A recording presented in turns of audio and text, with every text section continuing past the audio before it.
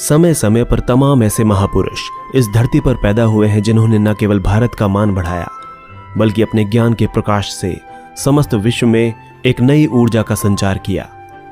ऐसे ही एक सर्वकालिक महापुरुष का जन्म 12 जनवरी 1863 को विश्वनाथ दत्त और भुवनेश्वरी देवी के घर हुआ, जिन्हें पूरा विश्व स्वामी विवेकानंद के नाम से जानता है।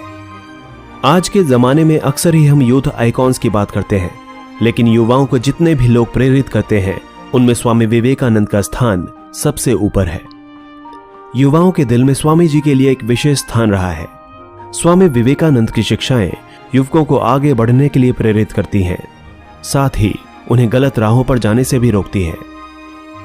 युवाओं के प्रेरणा स्रोत स्वामी जी का जन्म दिवस राष्ट्रीय युवा दिवस के रूप में हर साल 12 जनवरी को मनाया जाता है। भारतीय संस्कृति को विश्व स्तर पर पहचान दिलाने वाले महापुरुष स्वामी विवेकानंद के जीवन के विभिन्न पहलुओं को अगर हम देखते हैं तो बात स्पष्ट हो जाती है कि उन्हें सर्वकालिक यूथ आइकॉन आखिर क्यों कहा जाता है। विवेकानंद के अंदर राष्ट्रभक्ति की भावनाएं कूट कूट कर भरी हुई थीं।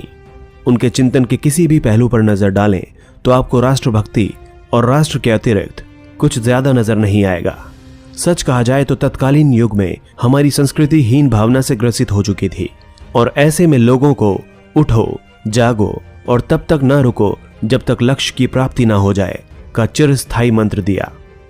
हालांकि स्वामी जी ने हमें सिखलाया कि देशभक्ति और देश सेवा के लिए राजनीति ही एकमात्र साधन नहीं है, बल्कि सक्रिय राजनीति से दूर रहकर भी देश के उत्थान की सफल कोशिश की जा सकती है। इसके लिए स्वामी जी ने परोपकार और आध्यात्म का मार्ग चुना। उनका आध्यात्म कुटिया में बैठकर मात्र भजन या सत्संग करने तक ही सीमित नहीं रहा, बल्कि राष्ट्र के उत्थान की खातिर उन्होंने पुरुषार्थ को तरजीह दी। उनके कर्म और चिंतन की प्रेरणा से हजारों ऐसे कार्यकर्ता तैयार हुए जो देश और मानव सेवा में अपना जीवन समर्पित करने की राह पर स्वेच्छा से आगे बढ़ने को तैयार थे। स्वामी जी भारतीय संस्कृति से न केवल बहुत ज्यादा प्रेरित थे, बल्कि इस संस्कृति के मूल से वे पूरी तरह ओतप्रोत थे। जीवन भर उनकी चाहत बस यही थी कि पूरा विश्व हमारी संस्कृति, सभ्यता और धर्म से परिचित हो, और इसके लिए उन्होंने लगातार प्रयास भी किए। स्वामी विवेकानंद वेदांत के विख्यात और प्रभावशाली आध्यात्मिक गुरु थे। उनका वास्तविक नाम नरेंद्र नाथ दत्त था। उन्होंने अमेरिका स्थित शिकागो में सन 1893 में आयोजित विश्व धर्म महासभा में भारत की ओर से सनातन धर्म का प्रतिनिधित्व किया था। अमेरिका और यूरोप में भारतीय संस्कृति और यहाँ के आध्यात्म को फैलाने का श्रेय भी स्वामी विवेकानंद को ही जाता है। उन्होंने रामकृष्ण मिशन की स्थापना की थी, जो आज भी अपना कार्य कर रहा है। वे स्वामी रामकृष्ण परमहंस के प्रिय शिष्य थे। अमेरिका में दिए अपने भाषण की शुरुआत में उन्होंने कहा, मेरे अमेरिकी बहनों एवं भाइयों। उनके इस वाक्य ने वहां मौजूद सभी लोगों का दिल जीत लिया था। बचपन में स्वामी विवेकानंद के घर का नाम वीरेश्वर रखा गया था, लेकिन उनका औपचारिक नाम नरेंद्र नाथ दत्त था। पिता विश्वनाथ दत्त कलकत्ता हाईकोर्ट के प्रसिद्ध वकील थे। दुर्गाचरण दत्ता यानी नरेंद्र के दादा संस्कृत और फारसी के विद्वान थे। उन्होंने अपने परिवार को 25 की उम्र में ही छोड़ दिया और एक साधु बन गए। उनकी माता भुवनेश्वरी देवी धार्मिक विचारों की महिला थी। उनका अधिकांश समय भगवान शिव की पूजा अर्चना में ही व्यतीत होता था। नरेंद्र के पिता और उनकी मां के धार्मिक, प्रगतिशील व तर्क संगत रवैये ने उनकी सोच और व्यक्तित्व को आकार देने में मदद की। बचपन से ही नरेंद्र अत्यंत कुशाग्र बुद्धि के तो थे ही, साथ ही वे नटखट भी थे। अपने साथी बच्चों के साथ वे खूब शरारत करते और मौका मिलने पर अपने अध्यापकों के साथ भी शरारत करने से नहीं चूकते थे। उनके घर में रोज नियम से पूजा पाठ होता था। धार्मिक प्रवृत्ति के होने के कारण माता भुवनेश्वरी देवी को पुराण, रामायण, महाभारत आदि की कथा सुनने का बहुत शौक था। कथावाचक बराबर इनके घर आते रहते थे। परिवार के धार्मिक एवं आध्यात्मिक वातावरण के कारण बालक नरेंद्र के मन में बचपन से ही धर्म एवं आध्यात्म के संस्कार गहरे होते गए। माता पिता के संस्कारों और धार्मिक वातावरण के कारण बालक नरेंद्र के मन में बचपन से ही ईश्वर को जानने और उसे प्राप्त करने की लालसा दिखाई देने लगी। ईश्वर के बारे में जानने की उत्सुकता में कभी कभी वे ऐसे प्रश्न पूछ बैठते थे कि इनके माता पिता और कथावाचक पंडितों और धर्मगुरुओं के पास तक भी इनका जवाब नहीं होता था। 1871 में 8 साल की उम्र में नरेंद्र नाथ ने ईश्वर चंद्र विद्यासागर के मेट्रोपॉलिटन संस्थान में दाखिला लिया, जहां वे स्कूल गए। 1877 में उनका परिवार रायपुर चला गया।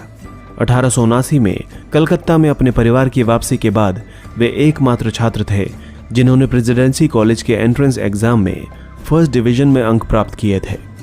वे दर्शन, धर्म, इतिहास, सामाजिक विज्ञान, कला और साहित्य जैसे विषयों के एक उत्साही पाठक थे।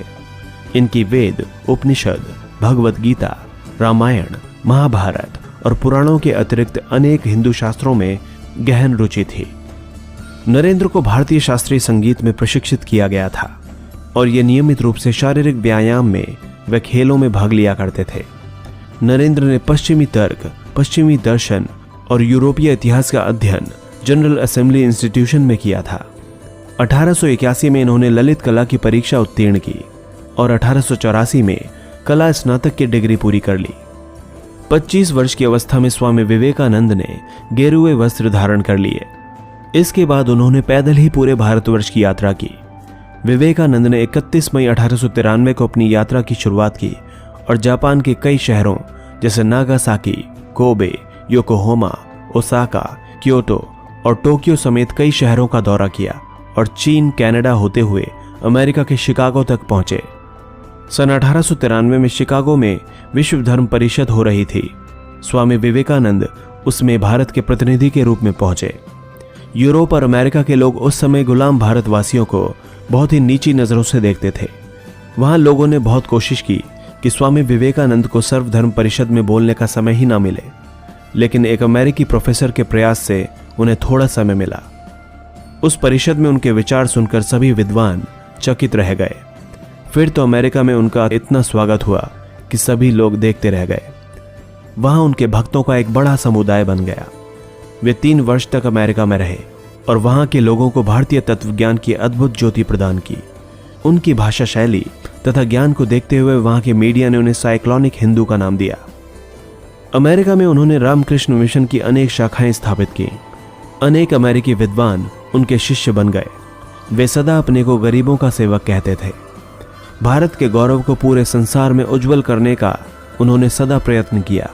स्वामी विवेकानंद का जीवन परिचय बताता है कि 39 वर्ष के संक्षिप्त जीवन काल में स्वामी विवेकानंद जो काम कर गए वे आने वाली अनेक शताब्दियों तक पीढ़ियों का मार्गदर्शन करते रहेंगे। गुरुदेव रविंद्रनाथ टैगोर ने कहा था, यदि आप भारत को जानना चाहते हैं तो विवेकानंद को पढ़िए। उनसे आप सब कुछ सकारात्मक ही पाएंगे, नकारात्मक कुछ भी नहीं। वे केवल संत ही नहीं थे, एक महान देशभक्त, वक्ता, विचारक, लेखक और मानव प्रेमी भी थे। महात्मा गांधी को आज़ादी की लड़ाई में जो जन समर्थन मिला वो विवेकानंद के आह्वान का ही फल था।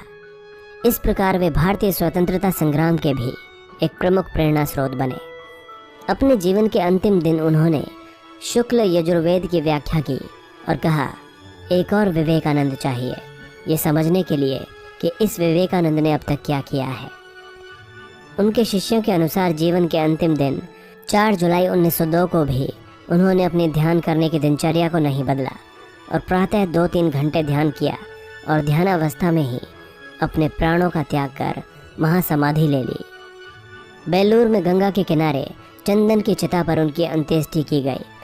इसी गंगा तट के दूसरी ओर उनके गुरु रामकृष्ण परमहंस का भी 16 वर्ष पहले अंतिम संस्कार हुआ था। उनके शिष्यों और अनुयायियों ने उनकी स्मृति में वहाँ एक मंदिर बनवाया और समूचे विश्व में विवेकानंद तथा उनके गुरु रामकृष्ण परमहंस के संदेशों के प्रचार के लिए 130 से अधिक केंद्रों की स्थापना की। परमात्मा में दृढ़ आस्था। इस विषय में हमें कई कहानियां सुनने को मिलती है। यह खुला ऐतिहासिक तथ्य है कि स्वामी विवेकानंद का झुकाव बचपन से ही ईश्वर और आध्यात्म की तरफ था। भगवान को लेकर उनके मन में बेहद उत्सुकता थी, तो मरने के बाद वे मोक्ष प्राप्त करने के लिए कोई भी प्रयत्न करने को तैयार थे।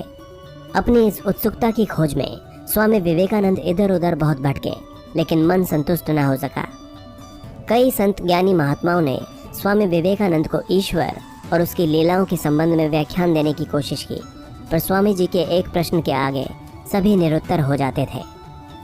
स्वामी जी उनसे प्रश्न करते थे कि क्या आपने ईश्वर को देखा है, और मामला यहीं समाप्त हो जाता था, क्योंकि ईश्वर को देखने की बात पर कोई हामी नहीं भरता था। संयोगवश परमात्मा को ढूंढते ढूंढते एक दिन स्वामी विवेकानंद रामकृष्ण परमहंस जी के पास पहुंचे। कहते हैं स्वामी जी ने जब यही प्रश्न रामकृष्ण परमहंस जी से भी पूछा तो उनका जवाब ये था, हाँ, मैंने ईश्वर को देखा है और मैं तुम्हें भी दिखला सकता हूँ। कहा जाता है कि स्वामी रामकृष्ण परमहंस ने विवेकानंद को साक्षात माँ काली के दर्शन कराए और ज्ञान दिया कि ईश्वर मानव से अलग नहीं है और उस तक पहुँचने का एकमात्र साधन प्राणी मात्र की सेवा है। मानव सेवा के इस सिद्धांत से स्वामी विवेकानंद इतने प्रेरित हुए कि उन्होंने खुद मोक्ष पाने की इच्छा त्याग कर लाखों पीड़ित और दुखी भारतवासियों के लिए अपना जीवन समर्पित कर दिया।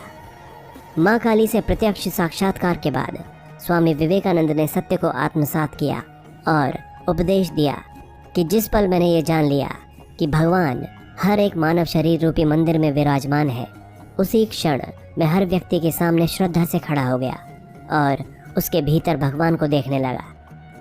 अगर शिक्षा की बात की जाए तो पता चलता है कि स्वामी विवेकानंद अंग्रेजी शिक्षा व्यवसाय के विरोधी थे।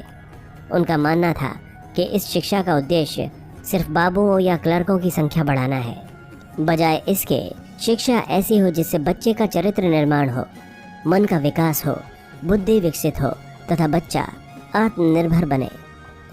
स्वामी जी लड़के और लड़कियों दोनों को समान शिक्षा दिए जाने के पक्षधर थे।